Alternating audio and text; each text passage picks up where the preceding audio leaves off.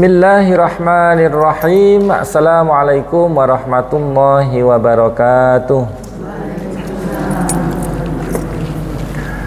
Alhamdulillahi rabbil alamin. Allahumma salli wa sallim wa barik ala nabiyyina Muhammad wa ala alihi wa ashabihi ajma'in, amma ba'du. Allahumma inna nas'aluka ilman nafi'an wa rizqan wasi'an wa amalan mutaqabbala. Monggo dilanjutkan untuk belajar terjemah. Disiapkan ayat ke-238. Monggo, kata yang pertama hafizu. Hafizu ini adalah kata kerja. Satu termasuk ke dalam hafizu. Kata perintah berarti yang diperintahkan kepada jamak. Kata perintah yang diperintahkan kepada jamak, kemudian 3 huruf aslinya kata yang diperintahkan itu adalah hafazo. Hafiz atau hafazo itu artinya apa? Hafiz, menjaga. Jadi jagalah oleh kalian. Ala, atas. As-sholawati. As-sholawati itu adalah kata benda, perempuan, jumlahnya jamak karena ekornya alif tak, jumlahnya jamak. Seperti kalau panjenengan menemukan kata muslimatun, satu. Kalau muslimat berarti muslimati, berarti jamak dari perempuan-perempuan muslimat. Jadi muslimat itu berarti mesti kumpulan dari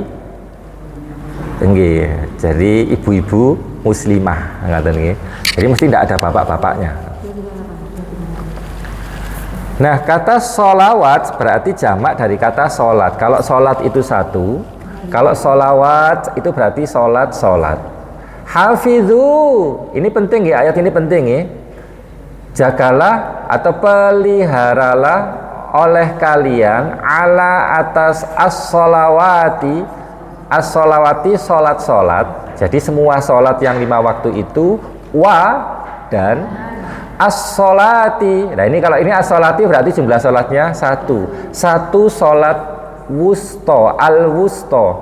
Al-wusto adalah satu kata benda karena ada alnya. Wusto dari kata wasato. Kalau wasato itu pertengahan. Biasanya panjenengan dapat, kalau yang umum sudah panjenengan sering dengar, madrasah mutawasito. Wasato berarti pertengahan, mesti SMP diapit SMA dan SD mutawasito. Sekarang kan thanawiyah kedua, tingkatan kedua. Kalau dulu kan ada mutawasitoh, madrasah mutawasitoh. Mutawasit berarti tengah-tengah. Atau kalau panjenengan di dalam sifatul huruf belajar mungkin ada sifat syiddah, mutawasit dan rihwa, sifat pertengahan. Jadi wasato itu sholat pertengahan, asar. Wakumu, wa artinya dan, kumu kata perintah yang diperintahkan kepada jamak dari kata koyama atau koma. Jadi ini sudah panjenengan dapatkan. Kalau panjenengan biasanya qoyamul lail, berdiri di waktu lail malam, atau koma waktunya iqoma, berarti waktunya berdiri, sama Jadi qoyama itu artinya berdiri. Wakumu dan kumu, berdirilah kalian bagi atau kepada Allah qanitin itu dalam keadaan qanit itu qanaah, tunduk, patuh. Jadi qanitina, orang-orang yang tunduk atau orang-orang yang patuh. Jadi qanit itu pelaku aktif. Qanitina itu bentuknya jamak, mufradnya adalah qanitun. rumusnya fa'ilun, pelaku aktif, orang-orang yang menundukkan diri. Sekali lagi maknanya, hafidhu, peliharalah, jagalah oleh kalian ala atas as-sholati, as-sholawati, solat-solat, was-sholati, dan satu solat wusto yang berada di pertengahan itu, yaitu solat asar. Waqumu, dan berdirilah kalian lillahi, untuk Allah dalam keadaan qanitina, sebagai orang-orang yang menundukkan diri. Jadi ini adalah sesuatu yang penting ya. Jadi perintah di dalam ayat ini, kita diminta oleh Allah untuk menjaga solat-solat, solat isya, solat subuh, solat zuhur, solat maghrib, dan satu solat itu dikatakan tersendiri, wassolatil wusta, yaitu solat asar. Karena di antara semua sholat niki yang paling dan paling tidak boleh ditinggal itu adalah sholat asar. Loh, kok begitu? Kenapa gak sholat subuh? Kalau sholat yang pahalanya paling besar itu memang sholat subuh. Sholat subuh berjamaah di masjid itu tak setara dengan sholat sepanjang malam. Sholat isya berjamaah di masjid itu setara dengan sholat setengah malam, sholat sunnah setengah malam, kan ngerti nggih? Nah, tetapi kalau seseorang itu sudah melakukan banyak amal baik di hari itu, tetapi kemudian meninggalkan sholat asar, maka semua amalannya itu menjadi gugur. Karena di waktu asar itu adalah pergantian shift, penjaga malaikat itu berganti di waktu asar. Sehingga jika tidak melakukan sholat asar, maka amalan dalam sehari itu menjadi gugur, menjadi rontok. Kenapa? Tidak bisa.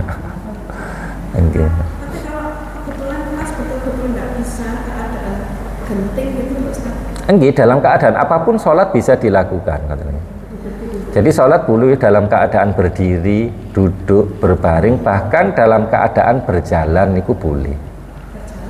Berjalan sambil sholat. Nabi juga pernah melakukan sholat dalam kondisi dikejar oleh musuh. Jadi sholatnya sambil berjalan dan berlari. Jadi gerakannya dengan apa? Dengan gerakan karena saking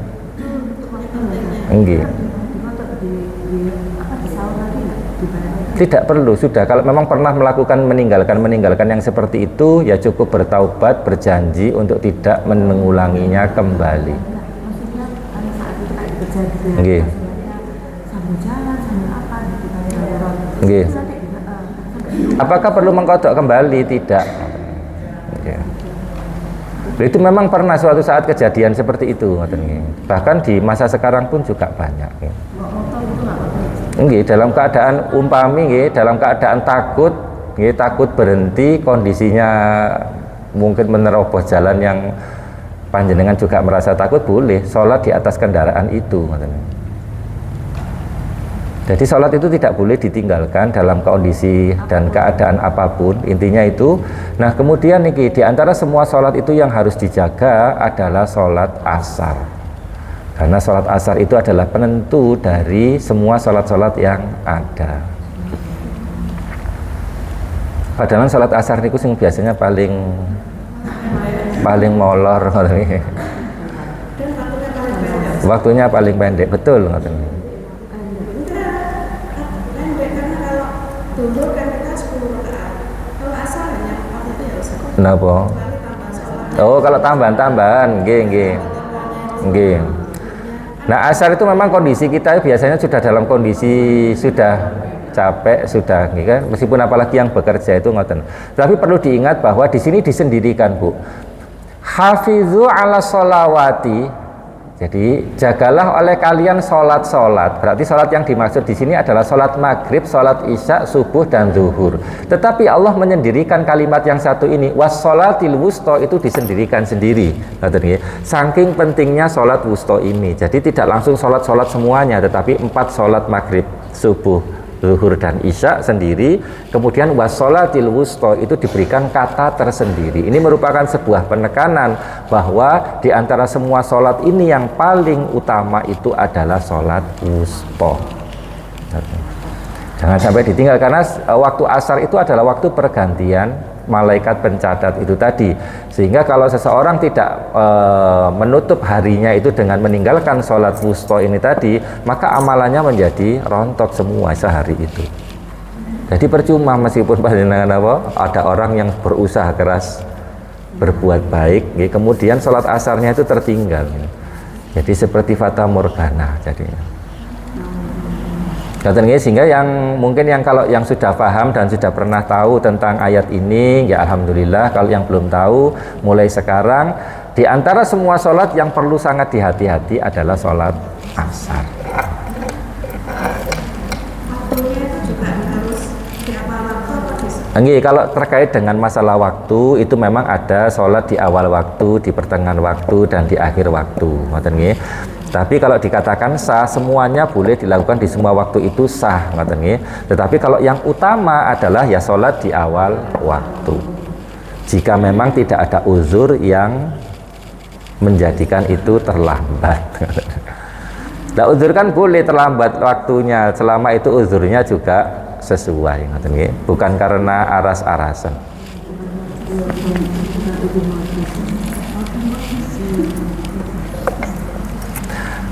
Sehingga kalau dibaca niki cukup dibagi menjadi dua.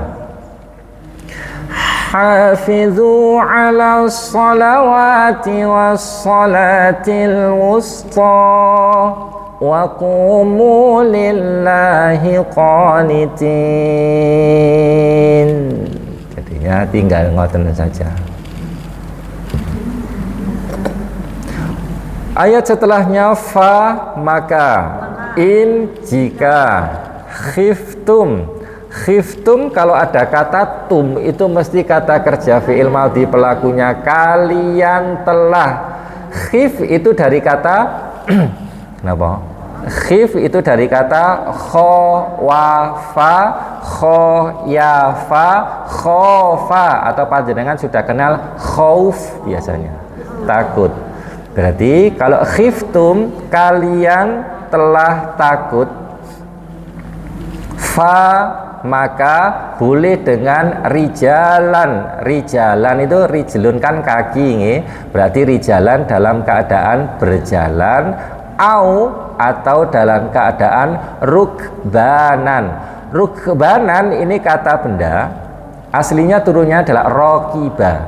Kalau rokiba itu menaiki atau menunggangi. Jadi kalau rokibas safinah berarti menaiki perahu, atau mungkin menaiki kendaraan ya. Rokibas sayyarah mengendarai kendaraan mobil. Jadi rokiba itu menunggangi, mengendarai.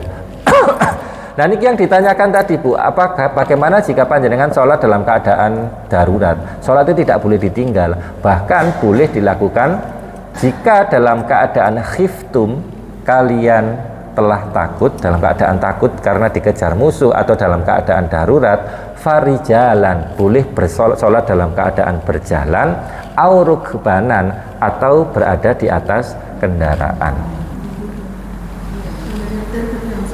Nggih.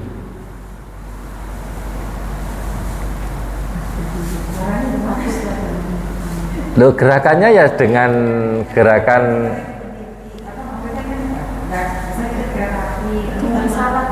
enggak ya dengan isyarat katanya. Enggak, dengan isyarat.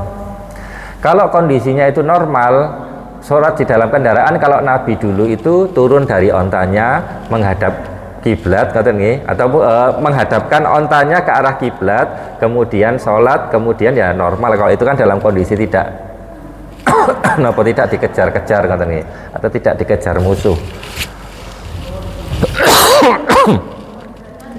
Tapi kalau dalam keadaan darurat takut, karena biasanya kalau takut ya mesti ke susu-susu, maka boleh tetap dalam kondisi di atas kendaraan, ya dalam posisi itu sholat dengan gerakan sebisanya.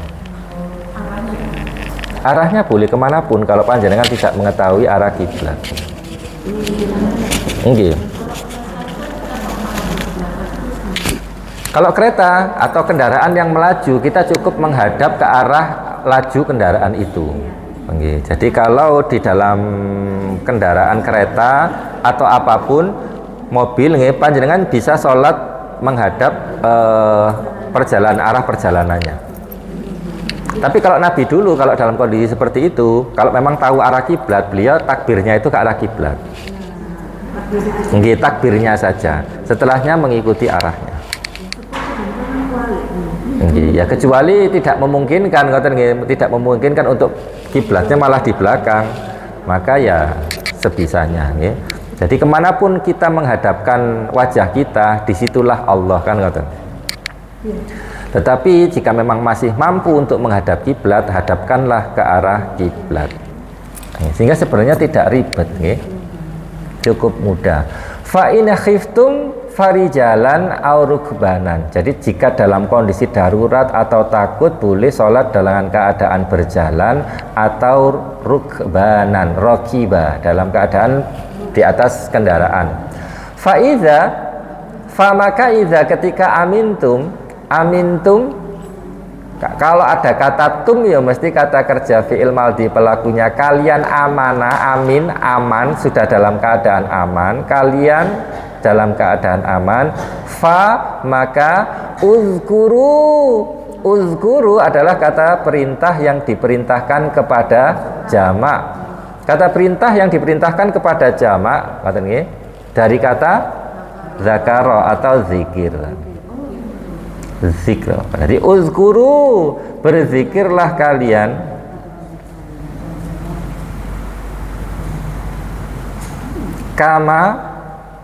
seperti apa yang allamakum. Kalau alima itu artinya mengetahui. Kalau lamnya ditasdid, allama artinya mengajarkan. Angel.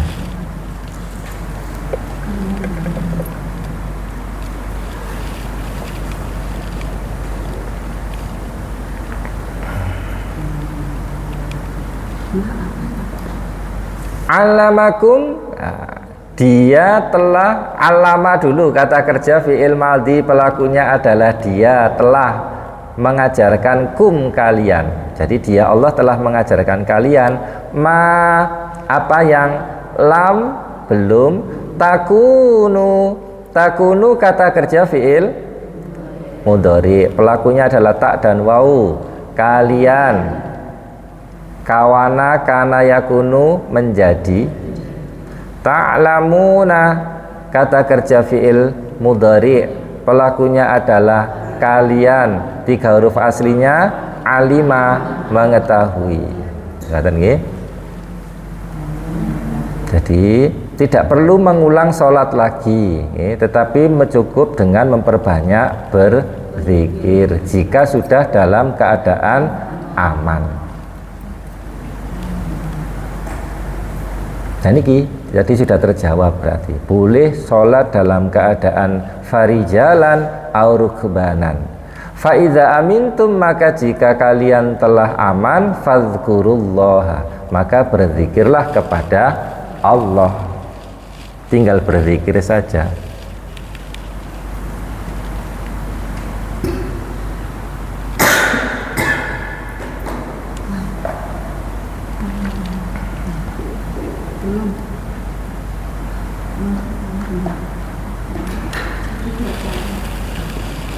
Jadi kalau dipotong menjadi berapa? Fa in khiftum farijalan aw rukbana fa idza amintum fadhkurullaha kama 'allamakum ma lam takunu ta'lamun.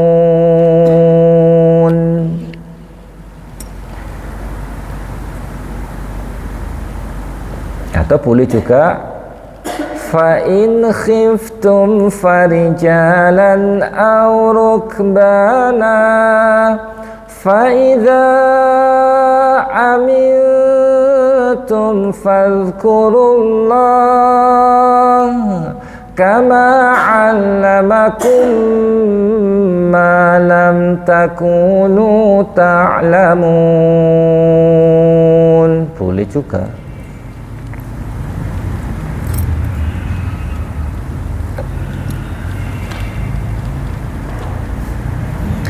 Ayat ke-240.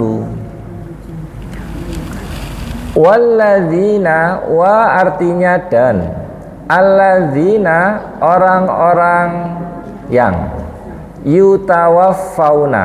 Nah niki yutawaffauna adalah kata kerja fi'il mudhari. Pelakunya adalah mereka telah, mereka akan.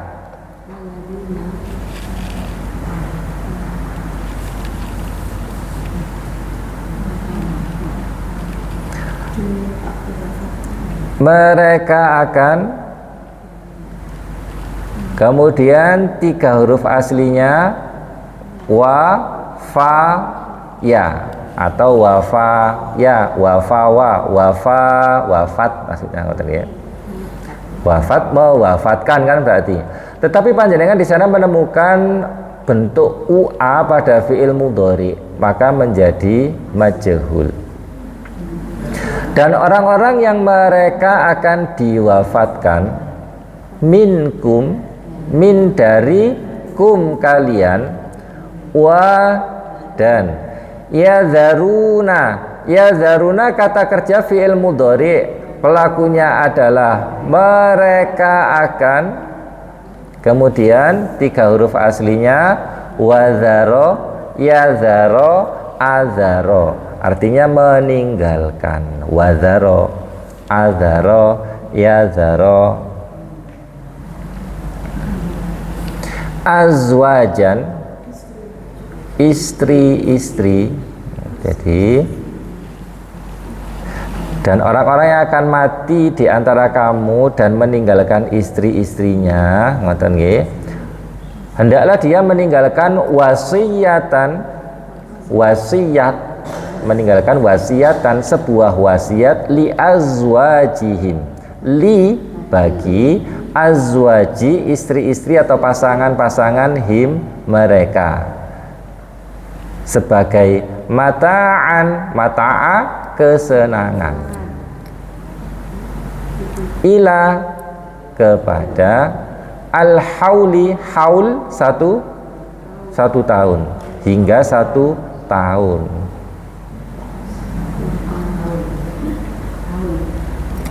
Ghaira selain atau tanpa ikhrajin. Ikhrajin itu dari kata kharaja. Kalau kharaja mengeluarkan, kalau ikhrajin pengeluaran. Jadi pengeluaran dari rumah yang dia tempati. Ini pengeluaran kalau makna letterleknya. Jadi tanpa adanya pengeluaran atau pemaksaan dia untuk keluar dari rumahnya.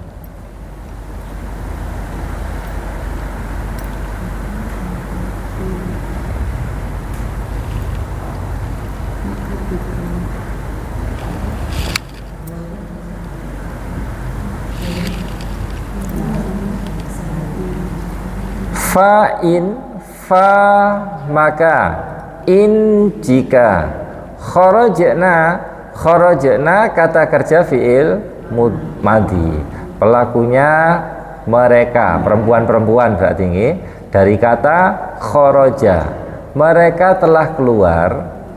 Jadi sebelum 1 tahun itu, fala, fa maka, la tidak ada junaha, dosa, alaikum atas kalian, fi di dalam, ma apa yang, fa'alna sama kharajna bentuknya sama, kata kerja fi'il madhi, pelakunya mereka perempuan semua. Jadi kalau ekor sebelum huruf terakhir sukun dan ditambahin na itu mereka, gitu. Kharajna, fa'alna sama, gitu. Jadi mereka lakukan atau mereka amalkan. Jadi tidak ada dosa dari apa yang mereka amalkan, fi di dalam, anfusihinna anfusi diri-diri hinna mereka, min dari ma'rufin sesuatu yang ma'ruf. Wallahu dan Allah azizun maha aziz berarti maha perkasa, hakimun hakim bimakna bijaksana. Ini jadi hendaklah kalau laki-laki itu sudah tahu bahwa dirinya itu akan mati, jadi bisa dirasakan entah karena sakit atau karena apa hendaklah membuat sebuah wasiat untuk istrinya supaya bisa tetap tinggal di rumah itu atau tidak dikeluarkan dari rumahnya sampai setidaknya al-hauli, sampai 1 tahun. Karena kan bisa jadi ketika mungkin seorang istri ini tidak punya anak. Biasanya yang terjadi kalau di sini begitu suaminya itu mati, meninggal, disuruh keluar dari rumahnya sama keluarganya. Rumahnya kembali ke keluarganya laki-laki. Biasanya kan sering ngoten nggih. Nah, ini tidak boleh nggih. Jadi makanya kalau sudah tahu dalam kondisi seperti itu, sebaiknya membuat sebuah wasiat supaya istrinya tetap bisa tinggal di rumahnya sampai 1 tahun. Nanti sampai al-hauli. Nah, setelahnya itu baru boleh dibagi warisnya. Jadi waris dan wasiat itu harus ditunaikan dulu wasiatnya. Kan ngaten nggih, kalau wasiat itu sudah ditunaikan, baru sisanya itu adalah waris. Nah, wasiat di sini yang harus dituliskan sebaiknya adalah supaya rumah itu tidak diotak-atik dulu selama 1 tahun sampai al-hauli tadi, supaya tetap bisa ditempati oleh istrinya itu tadi. Setelah 1 tahun maka boleh dibagi. Tapi kalau tidak ada wasiat, ya boleh langsung dibagi, sebaiknya ngoten. Kalau tidak ada wasiat langsung dibagi. Tapi kalau ada wasiat, tunaikan wasiatnya dulu, baru sisanya adalah waris.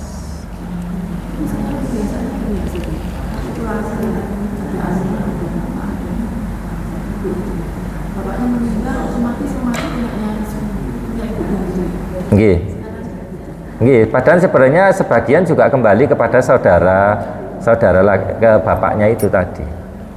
Tapi sekarang yang umum ngoten. Jadi kalau seorang sudah meninggal, contohnya saya sudah meninggal, ya apa yang saya tinggal itu punya istri dan anak saya semuanya. Tidak ada sedikit pun yang kembali kepada ibu saya dan saudara kandung saya.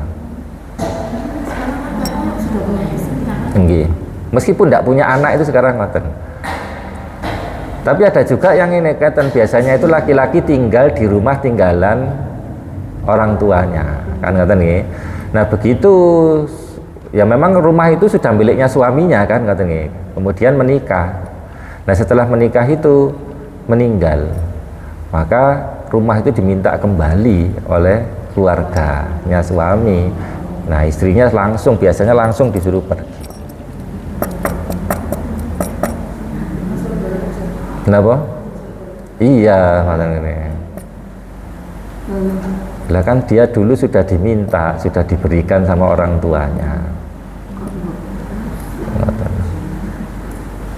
Jadi keluarga saya juga ada kasus seperti itu. Jadi tinggal di rumah yang dulu diwariskan oleh orang tua, kemudian meninggal niki tadi. Tapi istrinya tadi tetap tinggal di situ. Jadi bagian istrinya nanti dapat sekian, dan silakan tetap tinggal di sini sebelum kamu menikah lagi. Kalau menikah, rumah ini dijual, sudah dibagi. Bagian berapa, kembali kepada keluarga berapa. Tapi kalau belum menikah, sampai kapanpun silahkan tinggal di rumah ini. Kalau di keluarga saya ada yang satu seperti itu.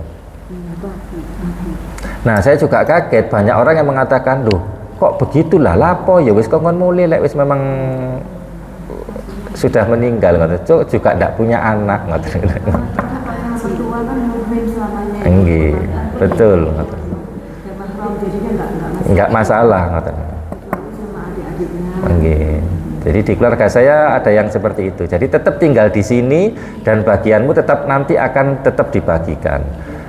Kecuali nanti sudah menikah, ya silahkan nggih bagiannya baru diberikan. Nggih, maksudnya untuk kalau itu kan nggih dalam rangka untuk menghormati napa? Nggih, yang sudah meninggal itu. Dia tidak akan rela istrinya diperlakukan seperti itu kan. Katanya kalau tiba-tiba disuruh pulang juga bingung, bapak ibunya sudah tidak ada, tidak punya rumah, mau ikut kakak-kakaknya ya gak mungkin kan katanya. Jadi ya tetap dimong di itu ngoten.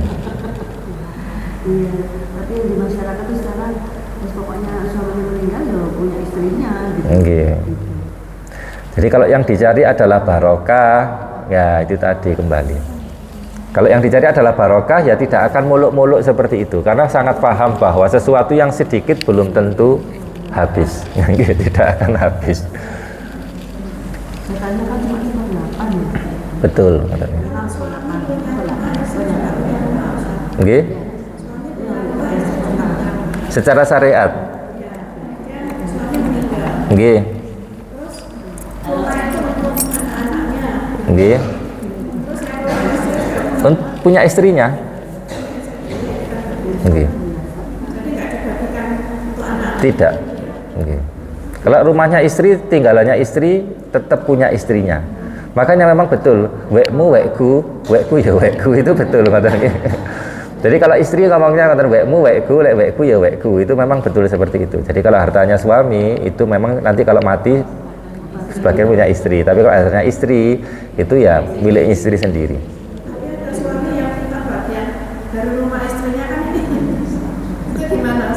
Loh ya tidak boleh sebenarnya, kalau secara syariat tidak boleh, kecuali dulu memang sebagian hartanya atau ada kesepakatan atau ada wasiat tentang itu kan.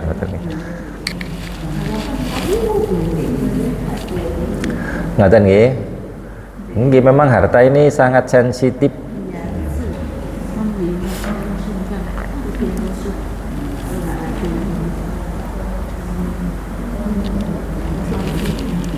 Dua 40 ini kalau dibaca berarti ini agak panjang nih.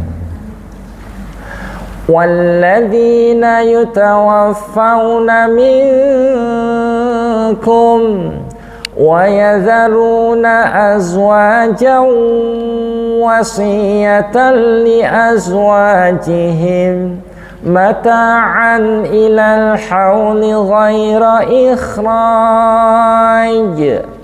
فَإِنْ خَرَجْنَ فَلَا جُنَاحَ عَلَيْكُمْ فِيمَا فَعَلْنَ فِي أَنفُسِهِنَّ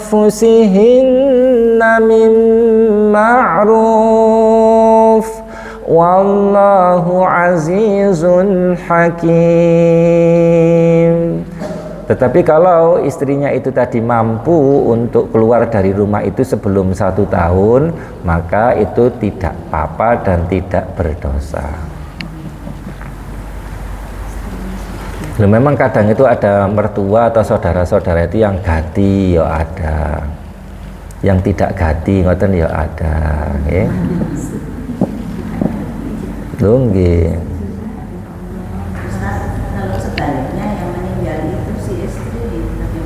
Yang meninggal istri, kemudian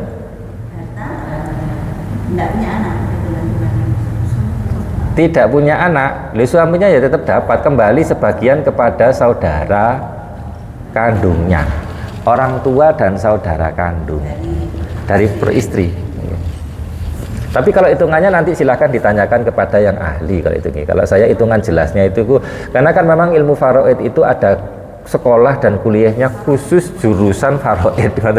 Jadi tidak semua ustadz atau pengajar itu pasti paham dengan itu.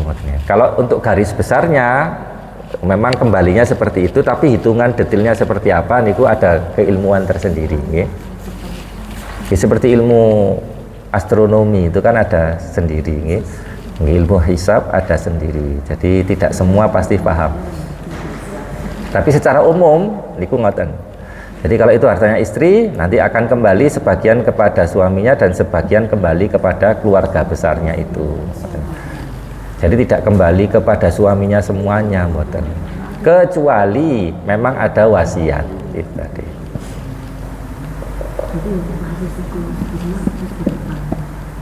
Jadi sebenarnya wanita itu kalau dipraktekkan dengan ilmu syariat yang sempurna, enak Bu sebenarnya ngoten nggih.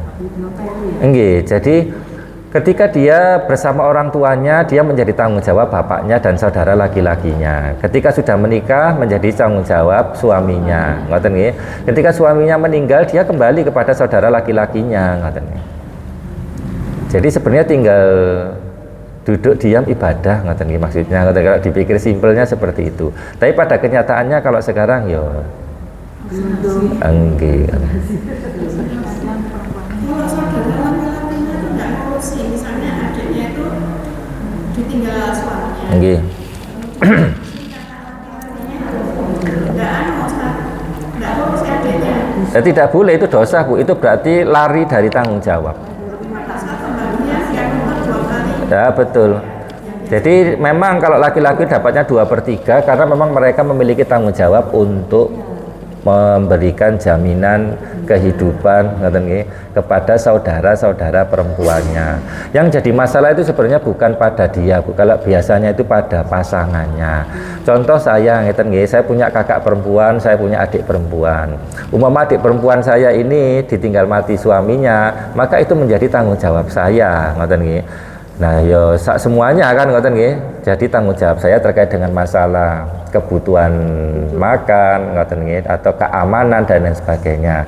Tapi yang jadi masalah kan kadang itu istri saya apakah bisa menerima ini. Berarti pasangan itu yang menjadikan. Kalau saya sama adik saya ya sudah gandeng mulai lahir itu ya secara hati itu tidak mungkin mentolo itu tidak mungkin, ngoten nggih.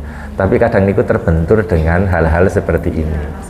Nah ini harus difahami bahwa panjenengan kalau menikah dengan seorang pria nih tadi, nah beliaunya itu punya adik perempuan ya harus disadari bahwa tanggung jawabnya seperti itu, karena itu menjadi tanggung jawab yang nanti akan dituntut di akhirat.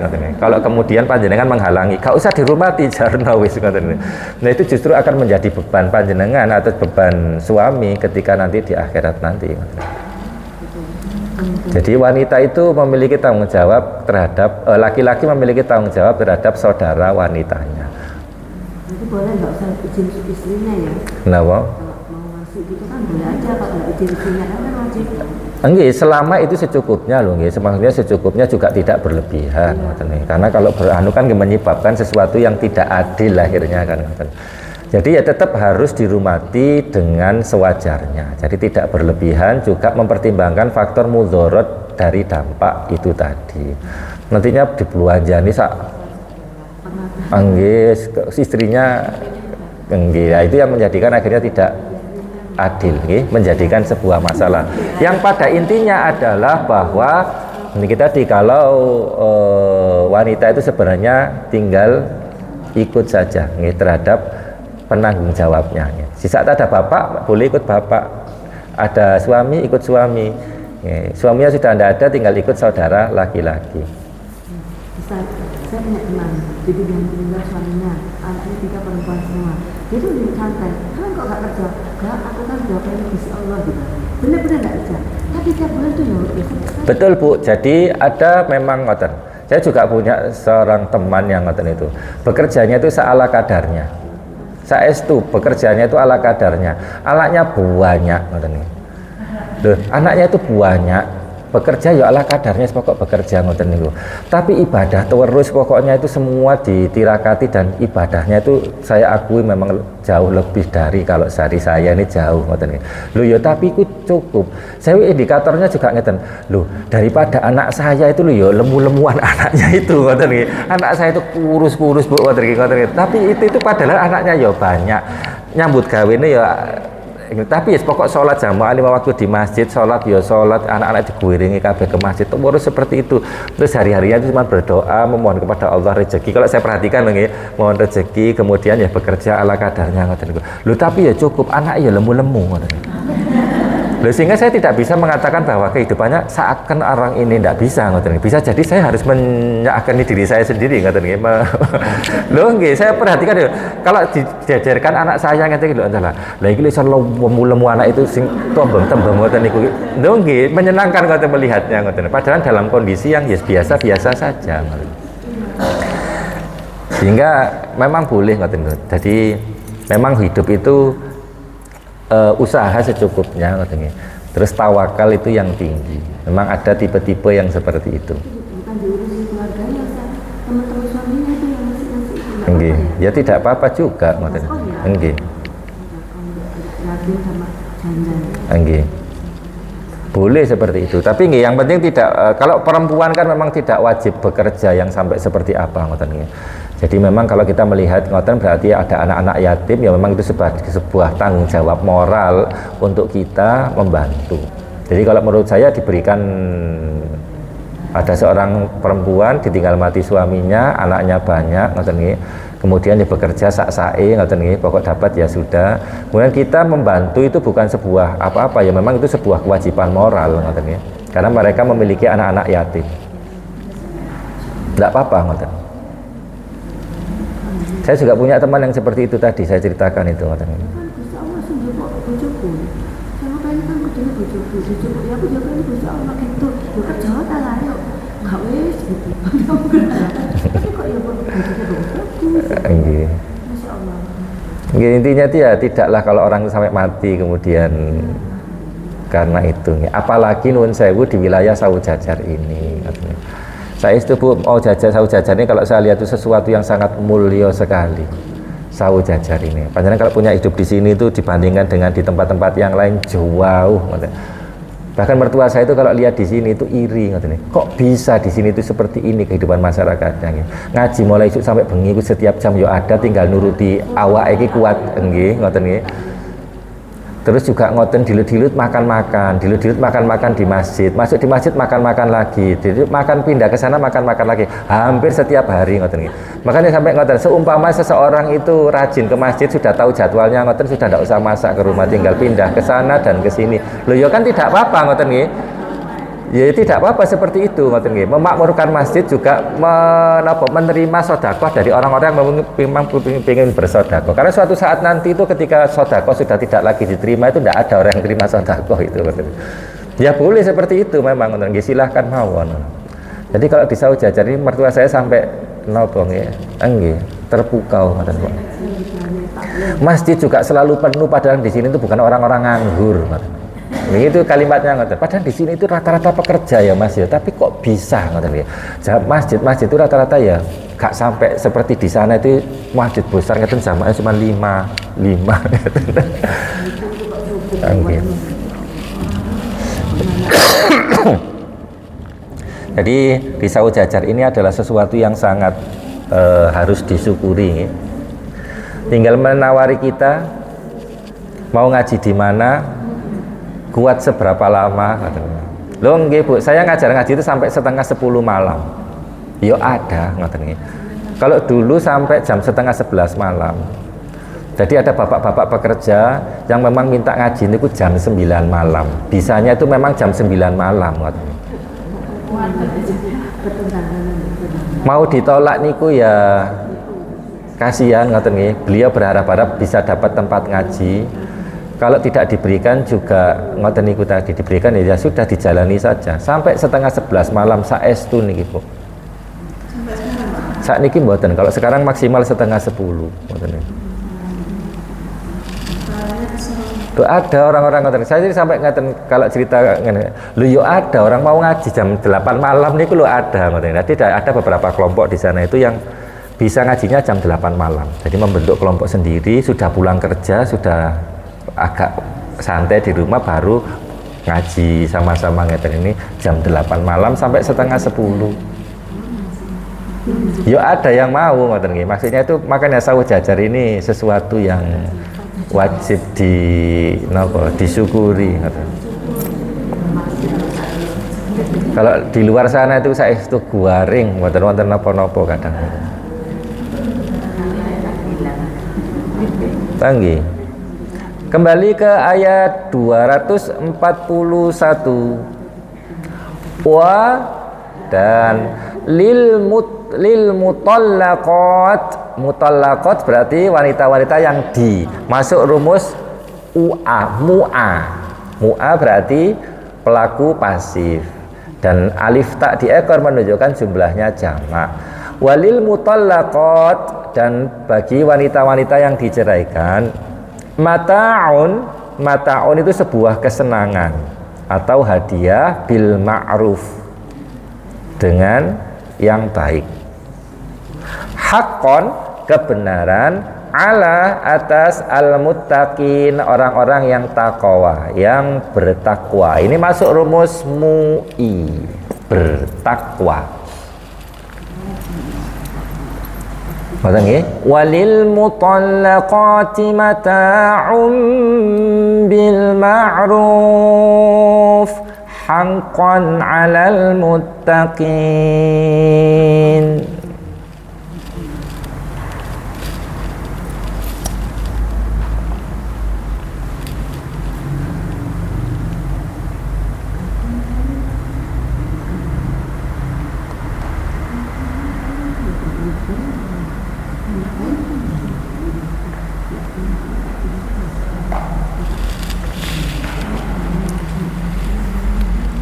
Jadi kalau orang-orang wanita-wanita yang ditalak itu tidak mendapatkan waris seperti hitungan waris itu, tetapi mendapatkan hadiah atau kompensasi ya, dengan cara yang ma'ruf. Maksudnya ma'ruf itu sesuai dengan kemampuannya.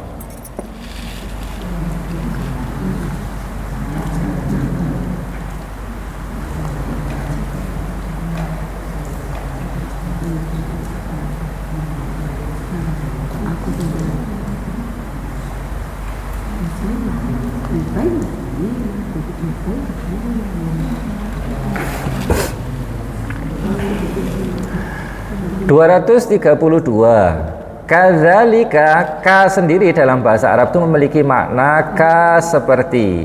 Zalika itu yubayyinu kata kerja fi'il mudhari, pelakunya ya, dia akan, bayana menjelaskan, bayana yubayyinu,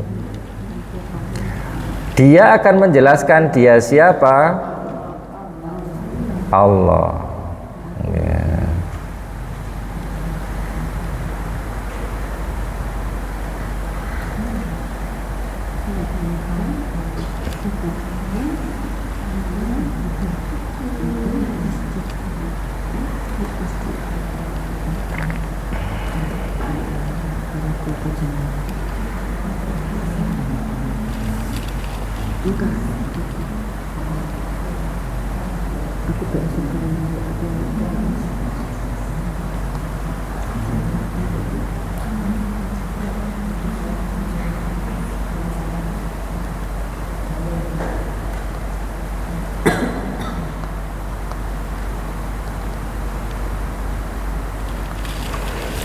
Jadi bayana yubayina artinya menjelaskan, dia akan menjelaskan. Dia siapa? Allah. La, bagikum, kalian, ayatihi, ayat-ayatnya, la'alakum, agar kalian, ta'qiluna kata kerja fi'il mudhari, pelakunya adalah kalian.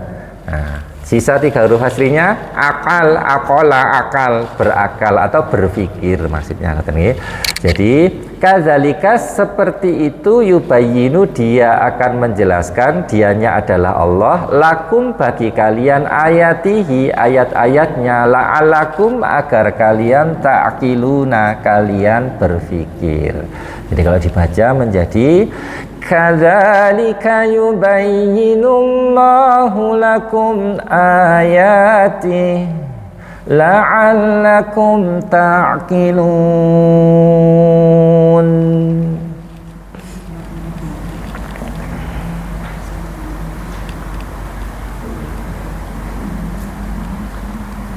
Dan ini berarti kemudian ayat yang kita bahas sebelum-sebelumnya tadi adalah ayat tentang talak. Nah, kemudian di sini ada tanda hizb kalau di Al-Qur'annya ini. Ini ya tanda hizb nih. Berarti ayat setelahnya ini mesti akan ganti tema. Ganti cerita. Jadi kalau di sini saya perkecil lagi. Nah, niki ayat sebelum-sebelumnya tadi itu semua tentang masalah talak dan wasiat talak. Nah, kemudian tiba-tiba ada tanda bunga ini. Nah, ini adalah disebut hizab. Oke. Nah, tanda hizab ini menunjukkan ganti cerita. Oleh sebab itu kalau sebenarnya yang ideal ketika imam ngimami ayat-ayat yang di tengah-tengah ini, yang ideal itu adalah per hizab. Jadi satu tema utuh. Jadi bukan per halaman tapi per hizab. Jadi satu tema utuh tentang talak ya sampai selesai talaknya itu. Nah, ini cerita yang lain lagi. Alam ini dua kata. A sendiri artinya apakah, lam artinya belum. Apakah belum. Taro kata kerja fi'il mudhari, pelakunya adalah ta, anta, kamu, ro, melihat. Apakah belum kamu akan melihat? Ila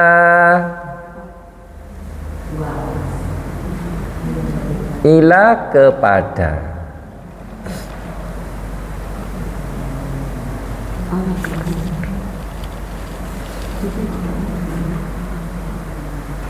Allazina, orang-orang yang kharaju kata kerja fi'il madi, pelakunya mereka telah, kharaja artinya keluar. Apakah belum kamu melihat kepada orang-orang yang kharaju, mereka telah keluar min, dari diari. Diar itu jamak dari dar. Dar itu rumah satu, diyar adalah rumah-rumah him mereka. Jadi sebenarnya dar itu jamaknya menjadi diyar. Kalau panjenengan di Arab sana itu jarang yang menggunakan kata baitun itu. Baitun rumah. Tapi kalau panjenengan melihat hotel-hotel atau tempat tinggal apartemen-apartemen itu namanya mesti dar kalau di sana. Dar al-Aiman, dar apa? Dar. Darul ilmi, dar rumah ilmu. Darul jundi, rumahnya prajurit. Jadi dar itu tempat tinggal atau rumah, ya. Jamaknya diyar. Jadi saya ulang, apakah belum kamu akan melihat kepada orang-orang yang mereka telah keluar dari rumah-rumah mereka? Wahum, dan mereka ulufun. Ulufun itu jamak dari alfun. Alfun itu 1000. Alf 1000. Kalau itu beribu-ribu. Okay. Kalau ratus itu mi'ah. Mi'ah. Jadi kalau khomsah 5, mi'ah 100. Khomsah mi'ah 500. Khomsah alaf 5000. Kalau ulufun beribu-ribu. Jadi orang yang jumlahnya beribu-ribu itu keluar dari rumah-rumah mereka. Hadharul mauti, karena takut akan hadharo, takut al mauti, kematian. Wa faqala, famaka qala, dia telah berkata, dia Allah telah berkata lahum, bagi mereka, Allah ya, mutu, kata perintah yang diperintahkan kepada jamak, matilah kalian. Jadi kemudian mereka yang takut akan kematian, jadi tinggal di sebuah desa. Kemudian mereka itu takut karena di sana akan sebuah kematian, entah itu wabah, entah apa, sehingga mereka itu berhijrah. Semua satu desa itu keluar dari desa itu. Nah, karena takut akan mati. Di sana Allah menunjukkan bahwa mati itu tidak harus di sini atau di sana.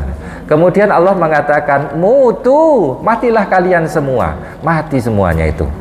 Kemudian summa, kemudian ahyahum. Ahya, kata kerja fi'il mudhari, pelakunya adalah kata kerja fi'il ahya, fi'il madhi, pelakunya adalah dia. Ahyaya, ini dari kata ahya itu menghidupkan. Dia telah menghidupkan mereka. Jadi setelah dimatikan kemudian dihidupkan kembali. Sebagai pelajaran bahwa mati itu tidak harus di sana dan di sini. Jadi Allah itu bisa mematikan dan menghidupkan kembali. Innallaha, sesungguhnya Allah, Innallaha sesungguhnya Allah, la artinya sungguh, zu memiliki, za itu artinya memiliki. Lazu sungguh memiliki fadlin. Fadlin ini kata benda turunan dari kata fadilah. Kalau fadilah berarti mengutamakan. Kalau fadlin keutamaan, menjadi peperketerpen nggih. Jadi Allah niku sungguh memiliki fadlin keutamaan ala nasi atas manusia. Walakin dan tetapi aksar ini adalah isim tafdil. Hanya menunjukkan sesuatu yang bermakna paling dari kata kasir. Kasir artinya banyak, aksar paling banyak atau kebanyakan atau lebih banyak. An-nasi manusia itu la tidak, yashkuruna kata kerja fi'il mudhari, pelakunya adalah mereka akan syakuro bersyukur. Jadi syakaro itu yang betul syakuro masuk rumus faula aslinya kata syukur niku syakuro. Jadi kebanyakan manusia itu tidak bersyukur.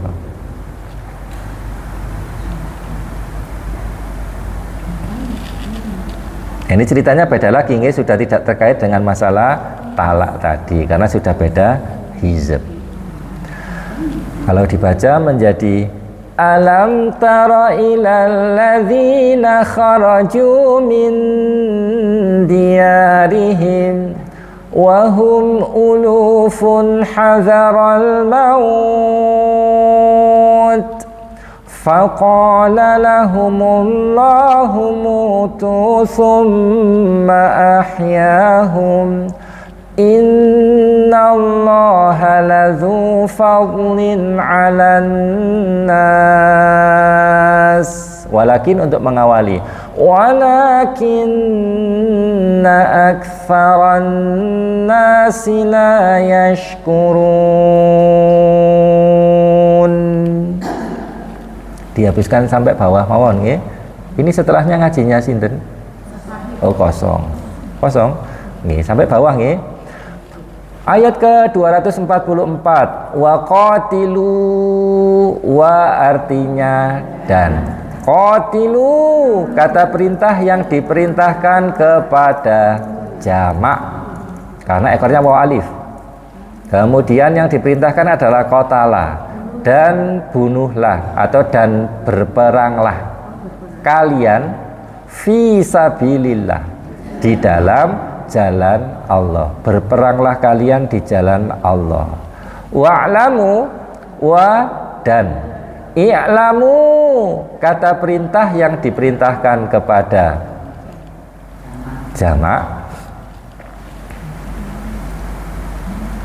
Kemudian dari kata alima, mengetahui. Jadi i'lamu, ketahuilah oleh kalian, anna sesungguhnya Allah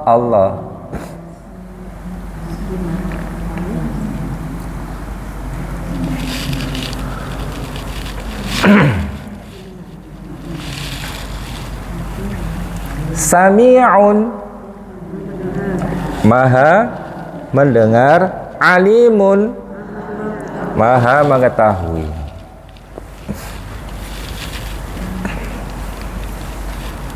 Mudah ngilik niki kalimatnya saya rasa.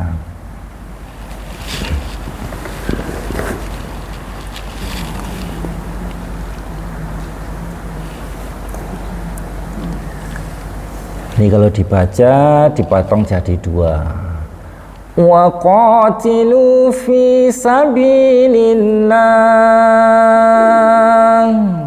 wa'lamu annallaha sami'un alim.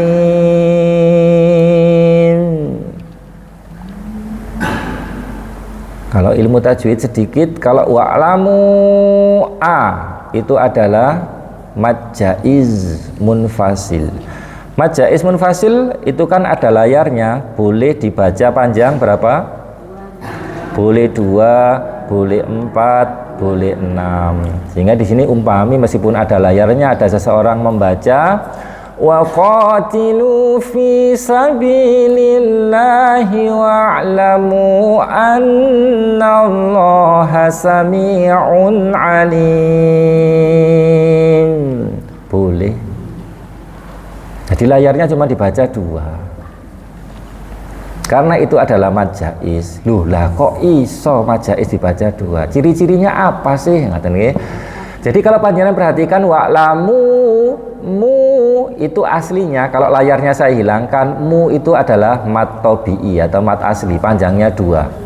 Jika ada bacaan panjangnya 2 ketemu dengan hamzah, maka akan memunculkan layar itu. Jadi layar itu tidak muncul secara tiba-tiba, Ibu. Jadi kalau ditanya, Bu, kenapa layarnya muncul? Ya wis dari Al-Qur'annya itu, tidak boleh dijawab ngoten.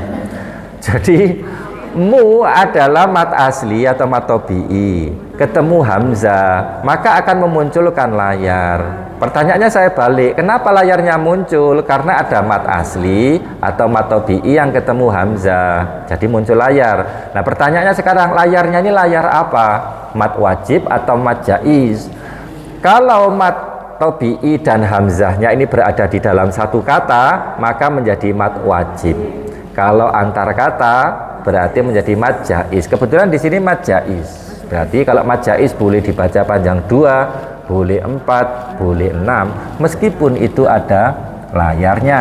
Sehingga kalau nanti panjenengan tadarusan kemudian ada yang membaca layar ini cukup 2, apakah boleh? Boleh. Layarnya jaiz lho nggih. Monggo. Ngoten nggih Bu. Yang tidak boleh ditawar niku yang mad wajib, yang dalam satu kata.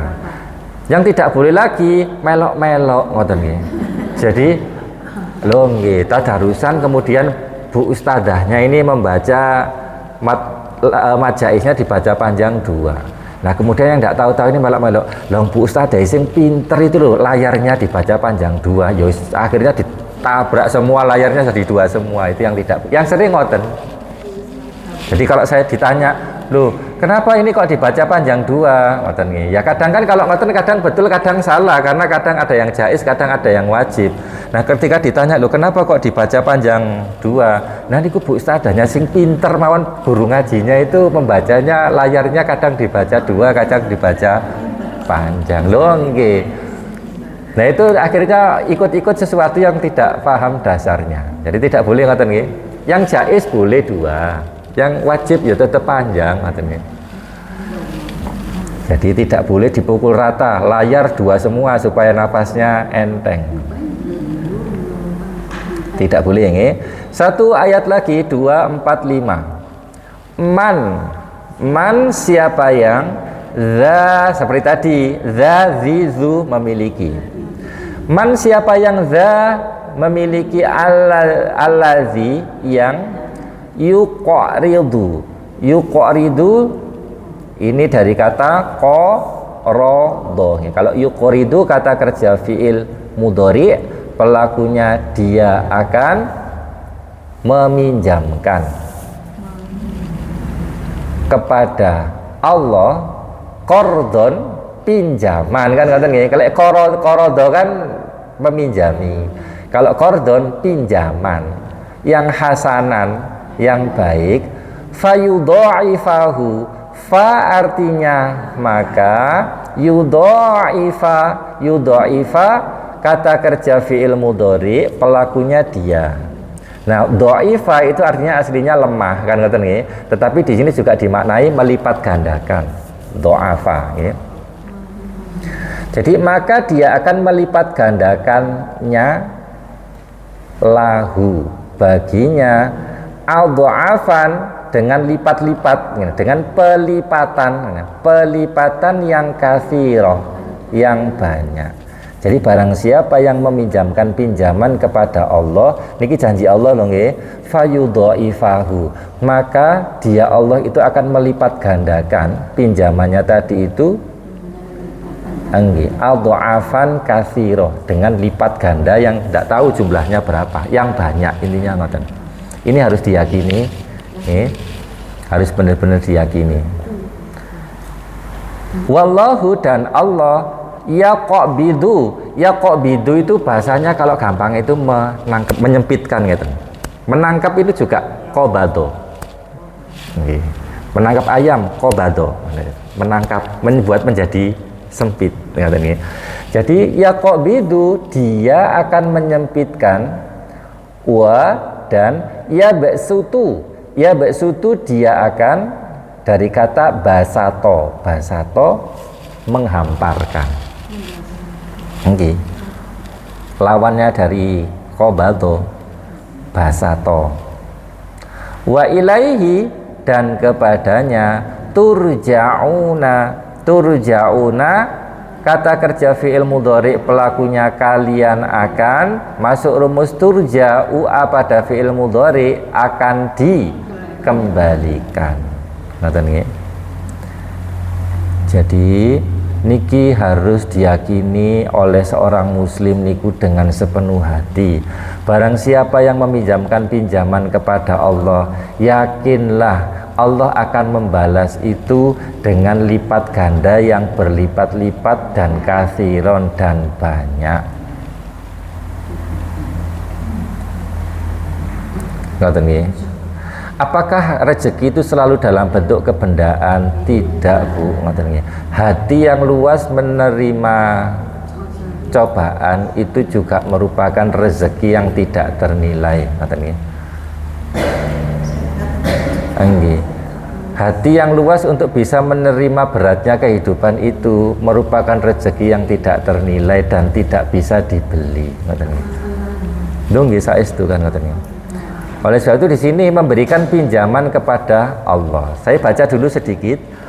Man dzalladzi yuqridullaha qardan hasana fayudha'ifahu lahu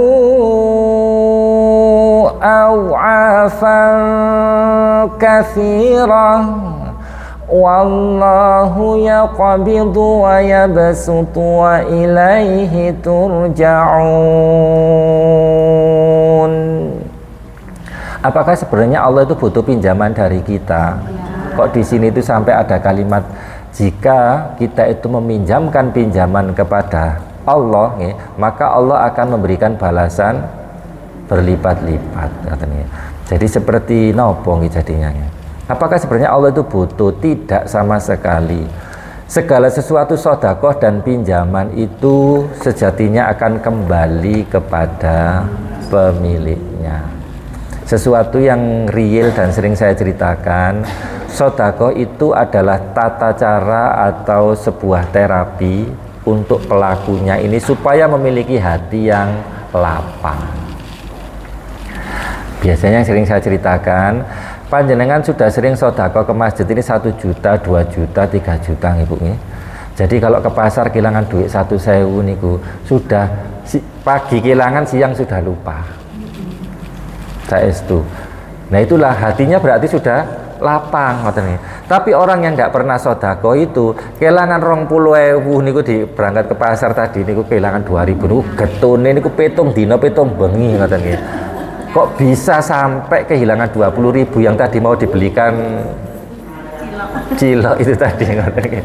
Lho nggih ngoten, getunya itu bukan main. Itu menunjukkan bahwa hatinya sempit ngoten. Sehingga semakin seseorang itu sering memberikan pinjaman kepada Allah, maka hati itu akan semakin luas. Sehingga sudah terbiasa mengeluarkan sesuatu yang dia inginkan. Jadi mengikhlaskan sesuatu yang harusnya ditahan. Sehingga ketika badai itu sudah terbiasa, dia terbiasa dengan badai yang seperti itu, ya hujan gerimis itu terasa ecek-ecek. Tapi kalau tidak terbiasa dengan badai yang seperti itu, gerimis sedikit itu sudah bikin pusing dan menggigil. Oleh sebab itu, ini adalah sebuah pelajaran dari hikmah dari ayat-ayat seperti ini, bahwa sedekah itu sejatinya adalah untuk diri sendiri dalam rangka menempa diri supaya hati itu menjadi luas. Bahasa mudahnya supaya tidak menjadi tamak. Jadi tidak menjadi tamak. Lho nggih, kadang niku kasihan melihat orang-orang seperti itu. Kehilangan sesuatu sedikit niku ngresulunya itu sampai 3 hari 3 malam. Diceritakno ke semua tetangga itu diceritakan semua katanya. Nah, niku sebuah tanda bahwa keluasan hatinya seberapa. Nggih. Nggih. Nggih. Belum mengembalikan. Nggih. Nggih. Apa harus dikasih? Nggih. Nggih. Nggih. Bagaimana katanya? Jadi terhadap seseorang yang berminjam kepada kita, kita juga bijaksana ya. Kalau itu memang sebuah kebutuhan primer, alangkah baiknya panjenengan pinjami meskipun beliau itu meminjam kepada panjenengan 100 kali. Primer loh nggih. Primer itu untuk kebutuhan makan, untuk kebutuhan sakit, anak-anak sekolah, itu untuk kebutuhan primer. Dan panjenengan lihat beliau sudah berusaha bekerja tapi ya sik kurang. Alangkah baiknya dan sudah menjadi kewajiban moral kita untuk membantu dan meminjami itu tadi. Tapi lek kebutuhan itu pinjam itu untuk sesuatu yang sifatnya sekunder, pangapunten langsung tidak. Ngoten nggih. Saya kepingin pinjam uang, saya kepingin beli aksesoris mobil saya. Aduh, sudah cukup, tidak usah. Loh nggih, itu bukan untuk kebutuhan primer, sudah. Lebih baik untuk sesuatu yang memang dibutuhkan itu tadi. Kalau itu memang kebutuhan primer, meskipun pinjamnya 1 kali, 2 kali, 3 kali, 4 kali, 5 kali, bahkan sampai tidak bisa mengembalikan pun beliaunya, selama panjenengan mampu, silahkan dipinjami. Niki sedikit yang pernah, saya rasa bukan panjenengan sebagian, hampir semuanya pasti tahu dipinjami uang seseorang tapi akhirnya tidak kembali karena memang entah memang sengaja atau memang orangnya tidak bisa mengembalikan. Barang siapa yang meminjamkan seseorang itu sebuah hutang, karena beliau itu sedang dalam kondisi membutuhkan, maka seolah-olah dia itu sedang bersedekah setengah dari harta itu. Jadi kalau panjenengan meminjamkan seseorang karena butuh, maka seolah-olah panjenengan itu bersedekah setengahnya dari apa yang panjenengan, padahal duit itu kok balik, tapi sudah seolah-olah bersedekah. Nah kemudian panjenengan menjanjikan nanti dikembalikan 1 bulan ya, panjenengan persani, duh kok koyok 1 bulan ini masih kesulitan orang ini, ya sudah nggak apa nanti bulan depan.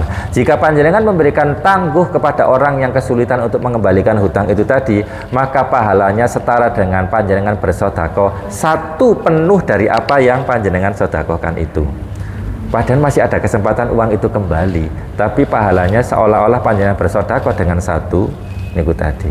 Panjenengan sudah menunggu lama dengan hati yang ikhlas dan berharap dengan tidak mencaci maki dan tetap berharap dengan cara yang santun, kemudian sudah tidak apa-apa, saya ikhlaskan, tidak perlu dipikir lagi utangnya, mungkin-mungkin panjenengan dapat rezeki malih.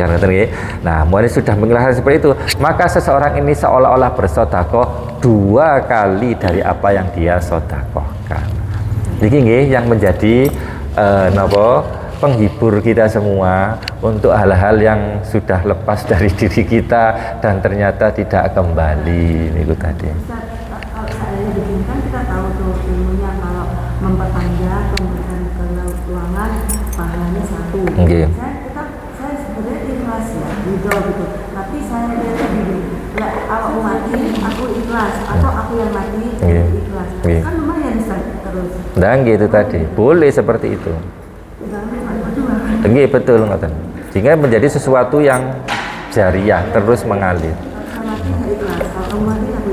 Nggih, boleh seperti itu. Boleh seperti itulah. Memang kita hidup bermasyarakat tidak akan pernah lepas dengan yang namanya dihutangi. Nah ini adalah salah satu pelipur hati yang sering dihutangi. Ya itu tadi, panjenengan pirsani, mudah-mudahan yang utang ini memang benar-benar butuh. Kemudian panjenengan berikan tangguh, sik gak mampu ya panjenengan ikhlaskan. Mudah-mudahan yang seperti ini menjadi sebuah pahala yang luar biasa untuk panjenengan. dibilangin demamnya nggak mungkin. Nggih. Tapi kondisi beliaunya itu mampu. Nah, kalau mampu ya wajib ditagih, ngoten nggih. Kalau mampu wajib ditagih dan itu menjadi ganjelan, ngoten nggih. Kalau yang seperti itu utang itu nggih, seperti Nabi tidak mau mencolati orang yang masih berhutang kan, ngoten nggih. Sampai sebegitunya. Kalau orangnya mampu wajib ditagih, wajib ditagih. Nggih. Maka itu akan menjadi tanggungan orang itu tadi, menjadi tanggungan orang itu tadi, ngoten nggih. Lah nggih sudah, ngoten. Tapi setidaknya tidak membiarkan. Menagih itu wajib, menjadi sebuah kewajiban. Lagi itu tadi, ngoten. Maka suatu saat mereka juga amalannya akan diambil dan diberikan kepada panjenengan kan, ngoten. Itu untuk sangu akhirat kalau seperti itu sudah. Cekap semanten, monggo dipun tutup rumiyin kalian doa kafaratul majelis. Subhanakallahumma wa bihamdika asyhadu an la ilaha illa anta astaghfiruka wa atubu ilaik. Wassalamualaikum warahmatullahi wabarakatuh.